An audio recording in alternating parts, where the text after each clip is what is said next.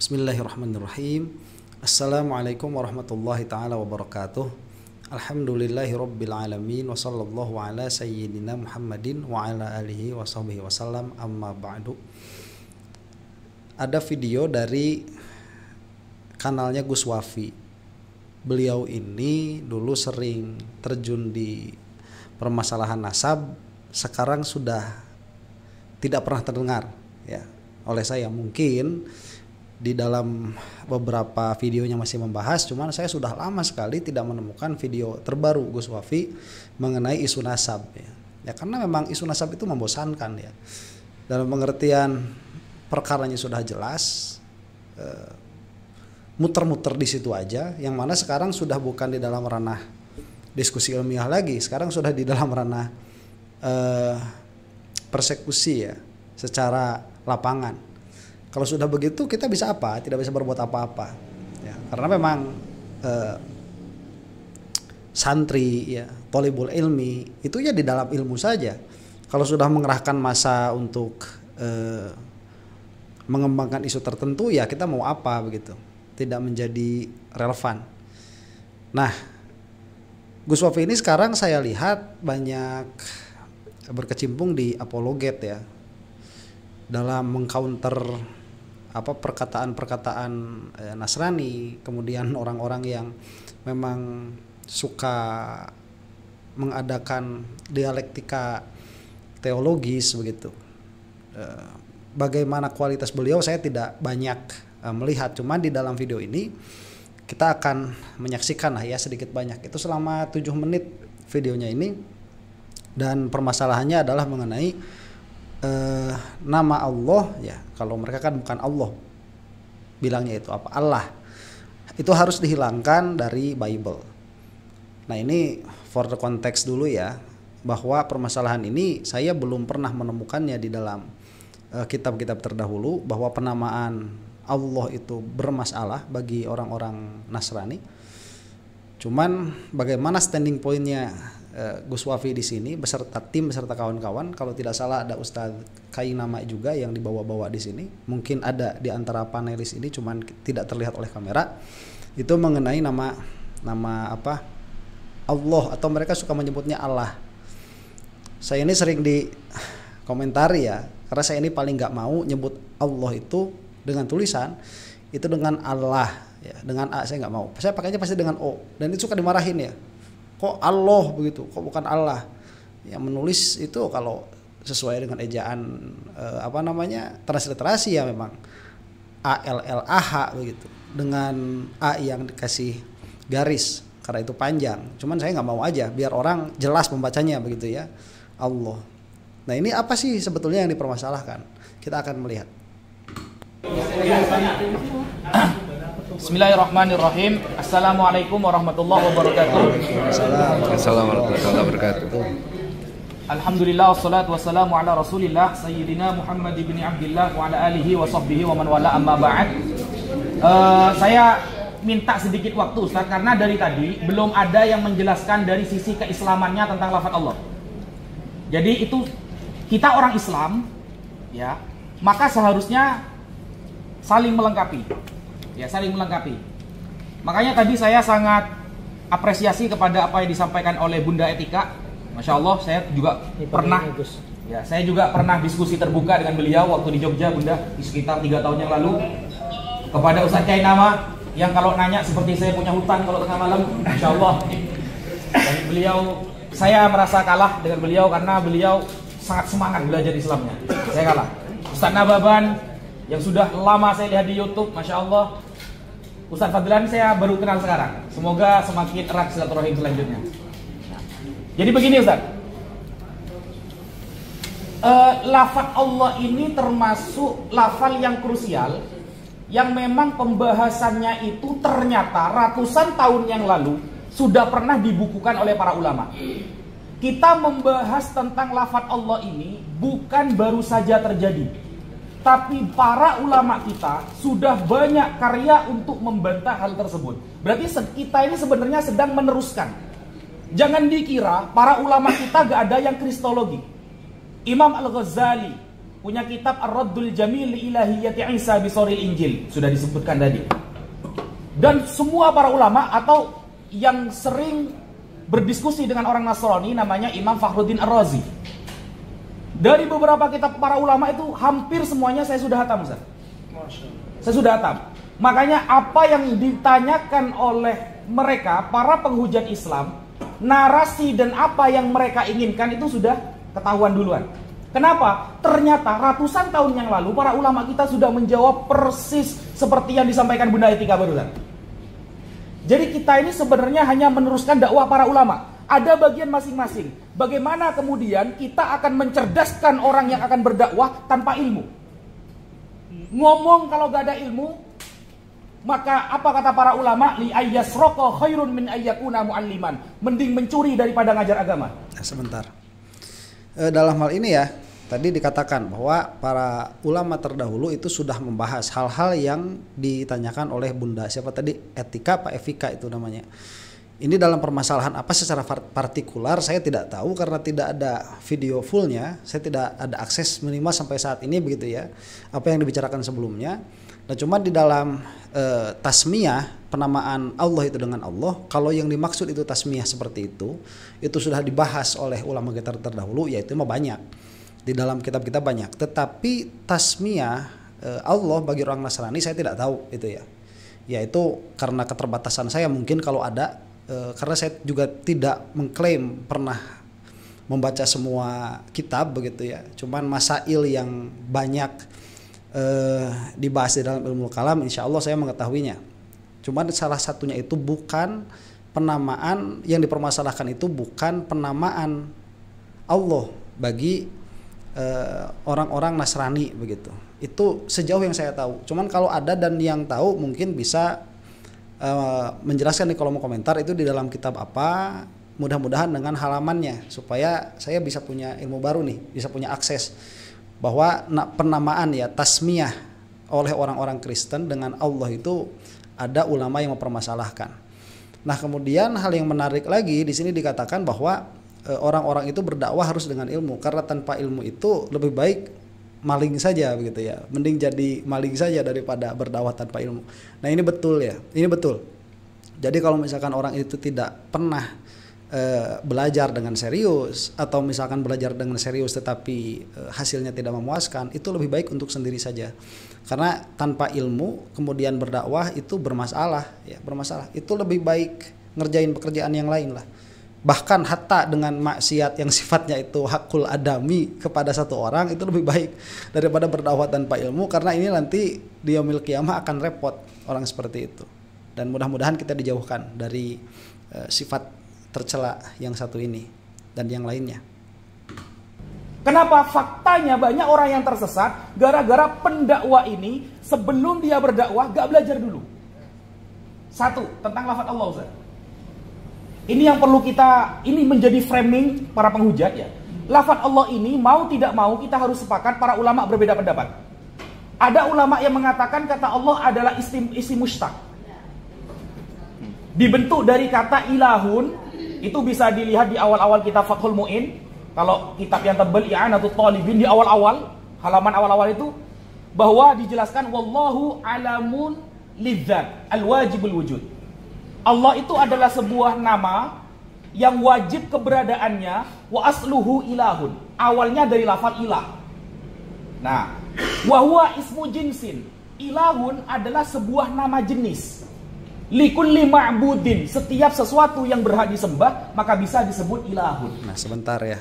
Ini saya maksud kalau pembahasan Allah sebagai nama itu hampir di semua kitab ada itu. Termasuk di Fathul Mu'in atau I'anah, itu kan kitab fikih, bukan kitab ilmu kalam. Di situ pun dibahas, karena memang pembahasan ini salah satu pembahasan yang populer. Seperti juga pembahasan tentang Bismillah, kemudian pembahasan tentang Hamdalah.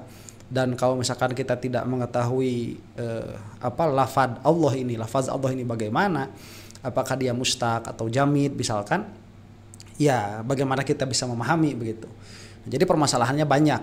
Ya, di antaranya apakah isim itu musamma, kemudian apakah Allah itu mustaq atau jamid, kalau misalkan dia mustaq dari apa, Nah, yang disebutkan ini mustaq itu begini ya. Ini supaya menambah pengetahuan untuk yang belum tahu dan supaya menjadi murojaah bagi yang sudah tahu. Jadi dia itu ada asal katanya. Nah, kalau tadi dikatakan bahwa Allah ini alamun lizatil wajibil wujud, ini adalah isim alam. Isim alam itu maksudnya adalah nama. Jadi isim yang mana dia itu dikhususkan untuk penamaan. Nah, untuk penamaan ini nanti ada yang memang dia bisa dilacak asal katanya. Nah, sebagian ulama mengatakan ini adalah mustaq, bisa dilacak akar katanya. Cuman ya diantaranya beberapa ulama ya, kalau tidak salah diantara yang memposisikan itu Safaruddin Ar-Razi. Tidak semua perkara itu harus dilihat mustaqnya dari apa, dan lebih mengedepankan bahwa lafaz Allah itu ya sudah Allah saja begitu, tidak istiqaq dari apapun. Cuman kalau kita mau mengambil bahwa ini mustaq, berarti kan dari ilahun tadi kata Gus Wafi ini, yang mana ilahun itu adalah isim jinis. Nah, isim jinis itu adalah lawanannya nanti adalah isim syakhsun begitu ya. Ismul syakhsi. Kalau ismul syakhsi itu untuk seseorang kayak Angga nih. Nah, itu isim alam syakhsi. Itu bagi saya, Angga itu bukan bagi jinis. Kalau isim jinis itu seperti manusia. Nah, manusia itu isim alam bagi jinis manusia. Makanya nanti di bawahnya itu akan ada afrodnya. Yang mana afrodnya ini dia akan memiliki ismu syakhsin lagi. Nah, ilah itu adalah isim jinis bagi siapa? Bagi semua yang disembah, baik itu dengan hak atau tidak. Maka secara bahasa, selama sesuatu itu disembah, dia sah disebut ilah. Nah, dan Al-Quran pun kan memakai hal itu begitu. Barang siapa manittakhadha hawahu ilahan begitu ya, atau manittakhadha hawahu kalau tidak salah begitu. Saya tidak boleh mengutip Al-Quran kalau tidak yakin begitu ya. Jadi barang siapa yang menjadikan hawa nafsunya itu sebagai ilahnya, berarti ilah itu memang isim jinis. Makanya di dalam la ilaha illallah itu kita menafikan dulu kejenisan ilah. Cuman kalau di situ yang dikhususkan yaitu al-mustahaq bila ibadah begitu, yang dihak dengan ibadah yang benar begitu. Nah, itu tidak ada ilah yang hak untuk disembah dengan benar illallah kecuali Allah, yang mana Allah ini kan isim nama, dia punya musamma, ada yang memiliki namanya. Nah, yang memiliki namanya ini adalah azat al-wajibul wujud yang kita sebut sebagai soni'ul alam. Nah, ini adalah pembahasan. Kalau pembahasan seperti ini banyak di dalam kitab-kitab ada. Cuman apakah para ulama terdahulu ini mempermasalahkan tatkala orang Nasrani menyebut Tuhan mereka dengan Allah. Nah, itu saya tidak tahu. Tadi silakan komentar di bawah begitu ya. Nah, jadi dari ilahun nanti dipakai alif lam. Meskipun kalau misalkan kita mau masuk lagi, ilahun sendiri dia mustaq. Ada yang mengatakan dari aliha, ada yang mengatakan dari aluha dan lain sebagainya. Kita teruskan dulu ya. Setiap apapun dewa, berhala, apapun, maka bisa disebut ilahun. Nah, dari lafaz ilahun kemudian didatangkan al-ta'rif kalau dalam ilmu nahwu sharaf. Al yang bermakna khusus. Sehingga di dalam gramatikal Arab mendatangkan al itu berpengaruh maknanya. Yang awalnya umum, nakirah, menjadi ma'rifat. Dan lafal Allah adalah a'raful ma'arif, paling ma'rifatnya isi ma'rifat, double ma'rifat. Tidak ada selain lafal Allah yang bisa double ma'rifat. Tidak ada. Makanya tadi Bunda Etika mengatakan tidak pernah kita ketemukan ada lafal ilahukum ilahuna, Allahukum Allahuna, tidak ada. Sebentar ya. Nah, itu yang dimaksud tadi istiqaq, ilahun ditambah alif lam. Itu ilahunnya sendiri bisa di istiqaq. Ada yang membahasnya beberapa. Itu di belakang saya ada yang warna merah kitab itu kitab Asmaul Husna, itu 2 jilid. Nah, kalau di antara salah satu yang paling lengkap membahasnya itu kitab tersebut. Nah, ilahun dengan pengertian isim jinis bagi ma'bud apapun itu, kemudian ditambah alif lam kan berarti dia menjadi ma'rifah tuh. Ma'rifahnya ya lil ahdi, yaitu ilah yang itu, yang mana yang berhak untuk disembah. Yang memang ilah yang berhak untuk disembah begitu. Yang mana ilahnya itu sendiri tadi karena dia nakiro, dia adalah ismul jinsi, dia bisa saja secara bahasa itu diterapkan kemana-mana. Tetapi yang berhak disembah ya cuman yang wajibul wujud, yang maujud itu. Karena ilah-ilah yang lain meskipun mereka itu misalkan maujud, tetapi mereka itu tidak berhak untuk disembah. Nah, penamaan ilah dengan alif lam ini menjadi Allah, kemudian itu disebut sebagai ma'rifah, yang mana kemudian dikatakan tadi a'raful ma'arif, dia adalah ma'rifat yang paling ma'rifat. Itu diantara yang mengatakannya Imam Sibaweh ya. Dan Imam Sibaweh ini orang yang pertama kali mengatakan bahwa A'raful Ma'arif ini Ismul Jalalah, yaitu nama Allah. Jadi pernah ada perdebatan nih di antara Imam Sibaweh dengan gurunya, mana yang lebih ma'rifat itu, isim alam atau isim domir. Dan ini sangat masyhur ya perdebatan di antara hal ini, yang mana pada akhirnya yang menang Imam Sibaweh. Nah, yang mau kisahnya secara khusus bisa dicari sendiri atau komen di bawah ya, supaya suatu saat nanti kita bahas kisahnya itu dengan lebih rinci lagi. Nah, tatkala Imam Sibaweh itu meninggal wafat, beliau itu dimimpikan oleh beberapa orang muridnya. Biasakan orang-orang dahulu soleh-soleh seperti itu ya, muridnya pun soleh-soleh, yang kadang-kadang tabir gaib itu dibuka di dalam mimpi mereka. Dan Imam Sibaweh ini ditanya, bagaimana ya Sibaweh, ya Imam, Allah memperlakukanmu begitu. Kata Imam Sibaweh, semua dosa saya diampuni, kemudian saya dalam keadaan baik, dalam keadaan nikmat. Kemudian dikatakan oleh muridnya itu, apa yang menjadikanmu seperti itu? Kata Imam Sibaweh, yang menjadikanku seperti ini adalah mengatakan bahwa Ismul Jalalah adalah A'raful Ma'arif. Nah, apa maksudnya A'raful Ma'arif itu? Atau dikatakan tadi oleh Gus Wafi adalah double ma'rifah. Maksudnya tatkala disebutkan Allah, itu sudah berarti kepada wajibul wujud al-mustahaq bil ibadah, al-mustahiq bil ibadah. Yang mana beliau itu memiliki hak untuk diibadahi, disembah. Ke situ sudah begitu. Jadi dalam pengertian berarti kalau nanti mau dimasukkan ke dalam pembahasan orang Nasrani ini tidak boleh memakai nama Allah karena itu adalah nama yang khusus bagi orang Islam begitu. Mungkin nanti ke sana akan larinya siapa Gus Wafi ini. Jadi karena Allah itu A'raful Ma'arif, yang mana kalau sudah disebut Allah berarti sudah itu adalah yang berhak untuk diibadahi begitu. Nah, kita lanjutkan ya. Ya, sebentar. Kenapa yang lain itu tidak bisa disebut A'raful Ma'arif? Dia cuma ma'rifah saja. Karena masih ada macam dari kebingungan begitu. Jadi kalau misalkan kita katakan Zaid nih. Zaid ini kan Zaidun. Zaidun ini kan juga ma'rifah. Ma'rifah apa? Bil ismi. Dia itu adalah ismu syakhsi begitu ya. Nama bagi orang. Dia pun ma'rifah juga sebetulnya. Nah, cuman tatkala disebut Zaid, kita masih bingung juga. Ini Zaid bin siapa? Kalau kita memiliki banyak kenalan yang namanya Zaid ya, seperti Angga misalkan. Angga itu kan sudah ma'rifat. Tapi tidak A'raful Ma'arif. Kenapa? Karena masih bingung juga Angga yang mana. Apalagi nama-nama yang terkenal seperti Hasan, kemudian seperti Ahmad ya. Itu kan banyak, Ahmad yang mana begitu. Hasan yang mana. Nah, itu kan suka ada nau'un minal khofi ya.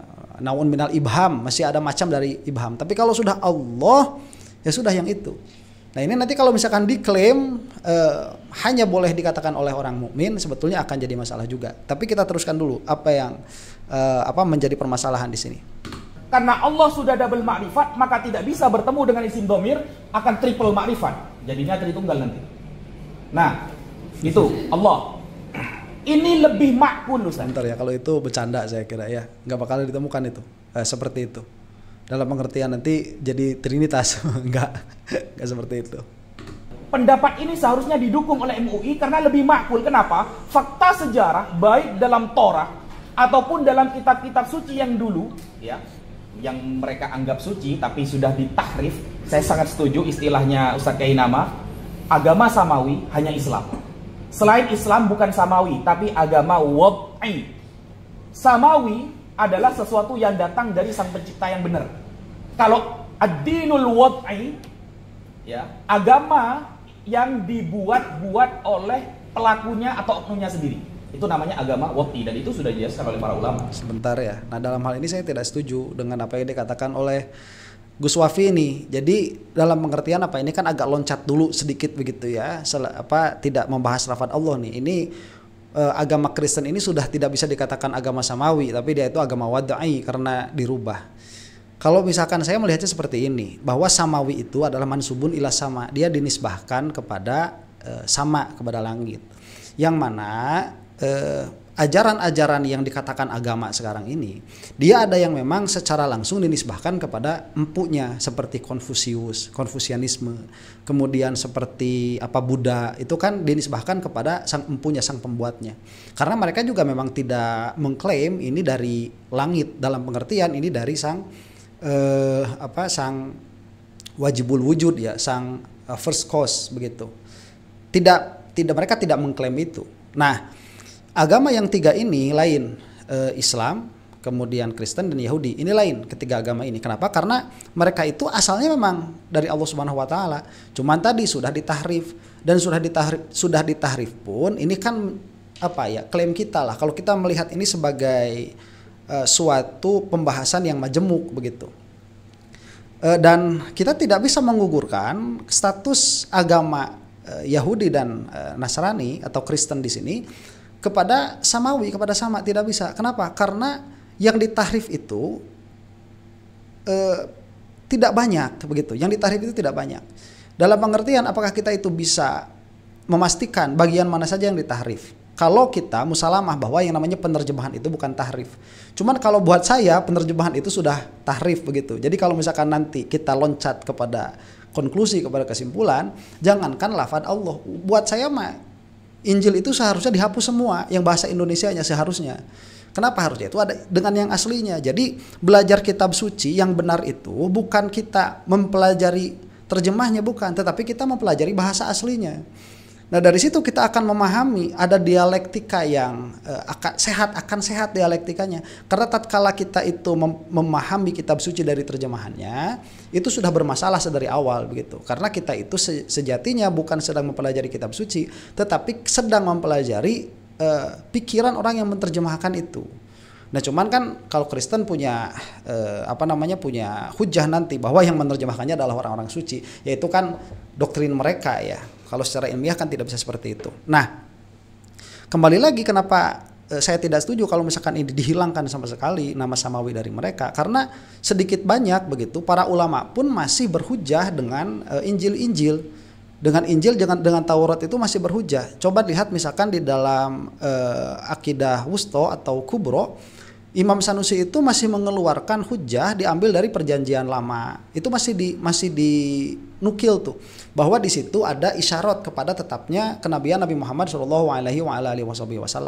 Jadi tahrif yang berlaku di sini, kalau kita mau mengatakan bahwa hasil terjemahan ini bukan tahrif begitu, itu adalah di dalam hal-hal yang orang awam pada masa itu sulit untuk mengakses. Kalau di kita itu ayat-ayat mutasyabihat.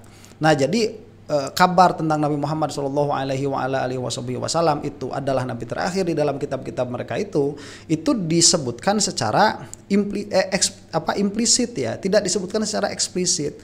Dalam pengertian itu membutuhkan pemahaman yang dalam, hanya bisa dipahami oleh rahib-rahib mereka. Nah, cuman pemahaman itu mereka samarkan kepada pengikutnya tidak memiliki akses tuh untuk sambung ke sana. Makanya itu disebut ada penyembunyian atau ada tahrif. Apakah semua ditahrif? Tentu tidak begitu. Tidak semua ditahrif. Dan kita ingat Rasulullah SAW pun pernah berhujah dengan Taurat.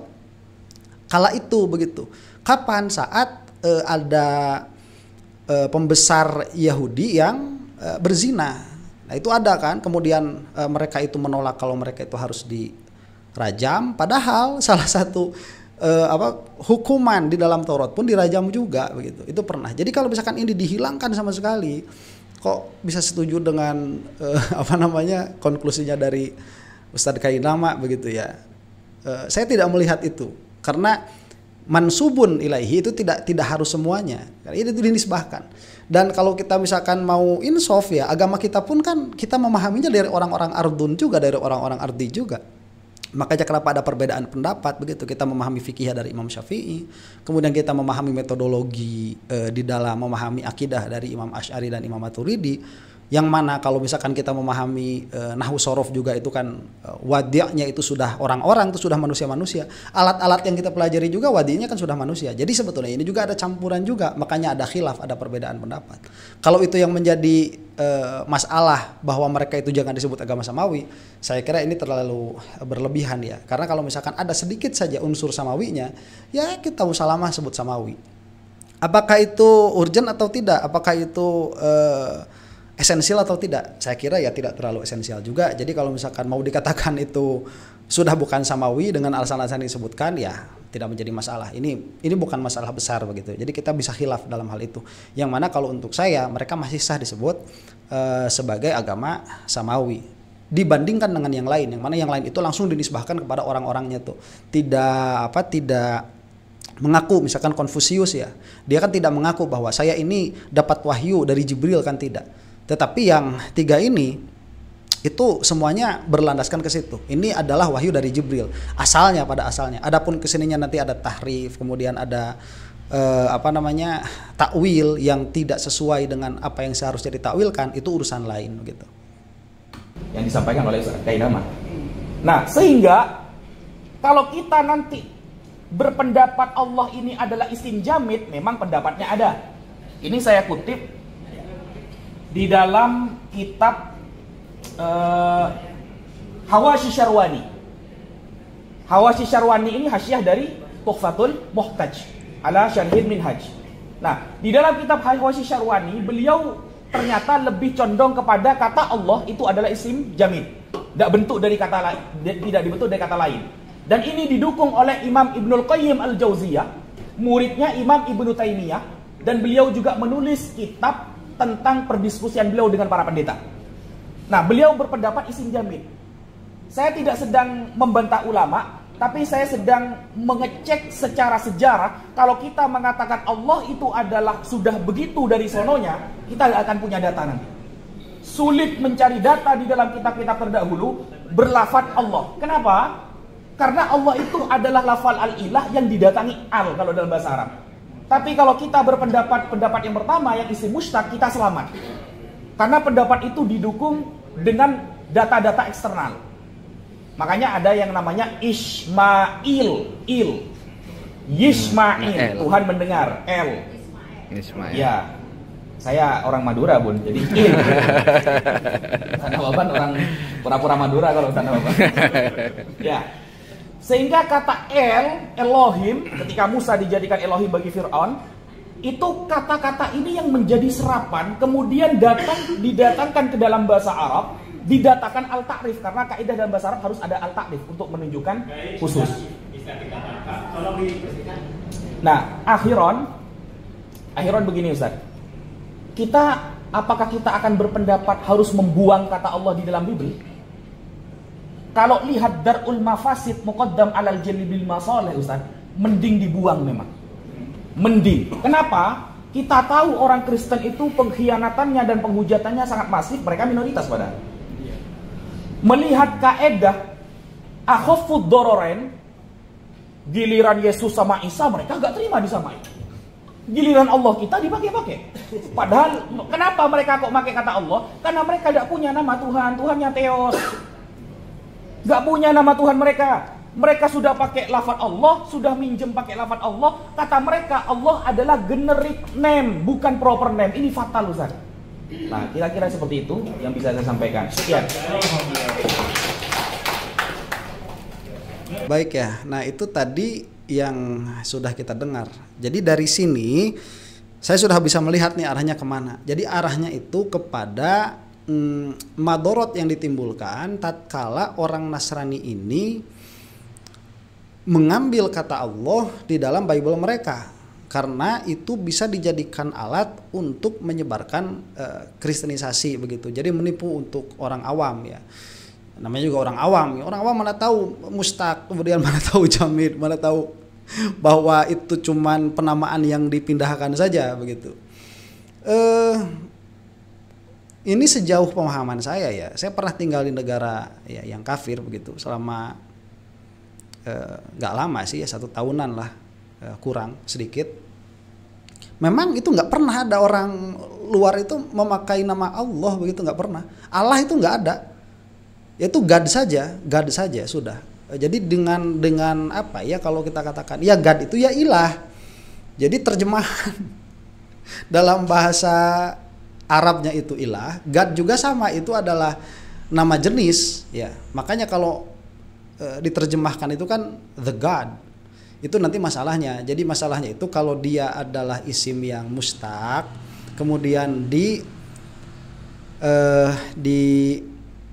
katakanlah dimusalamahkan bahwa dia itu mustaq, kita itu mau tidak mau harus mengatakan ini bisa diterjemahkan begitu. Itu kalau mustaq tuh. Jadi Allah itu punya terjemahan. Apa? Karena asalnya dari ilah dan ilah itu bisa diterjemahkan yaitu God. Kemudian memakai ma'rifat definitif. Jadi the begitu. Jadi the lah kalau kata kita ya. Jadi the God. Itu akhirnya jadi seperti itu. Nah, makanya nanti juga kepada kepada zikir tuh bisa diganti juga jadi Allah, Allah, Allah. Jadi the God begitu. Itu nanti permasalahannya di sana. Nah, makanya kalau misalkan dia isim syakhsun, jamid. Kalau saya sih lebih condong kepada pendapat ini ya, bahwa dia itu jamid saja. Isim syakhsun dia jamid, sudah selesai berarti Allah ya Allah, nggak bisa diterjemahkan begitu. Dan memang kalau penamaan dari awal kan tidak bisa diterjemahkan. Meskipun itu bisa berdebat kita, meskipun itu mustaq, tetapi itu tidak bisa diterjemahkan. Seperti apa misalkan seperti nama Nabi kita semua Nabi Muhammad sallallahu alaihi wasallam, dia kan Muhammad mustaq, tapi kan tatkala pindah ke bahasa lain tidak bisa diterjemahkan. Itu perdebatan, bisa sangat panjang sekali, bisa sangat lama sekali. Nah, cuman kalau misalkan tadi ya nama Allah ini kemudian dinukil kepada Tuhan mereka, yang mana sedari awal mereka itu tidak mengenal nama Allah, sedari awal mereka tidak mengenal tuh di dalam bahasa mereka kan. Meskipun kita musalamat ini samiyat misalkan, karena memang itu tadi sebagaimana dikatakan bisa dilihat dari mustaq. Kalau mustaq berarti kan khusus bil arabiyah. Kalau khusus bil arabiyah berarti tidak memiliki hak orang-orang Kristen itu untuk menyebut dengan nama Allah, tidak memiliki hak untuk menyebut dengan nama itu.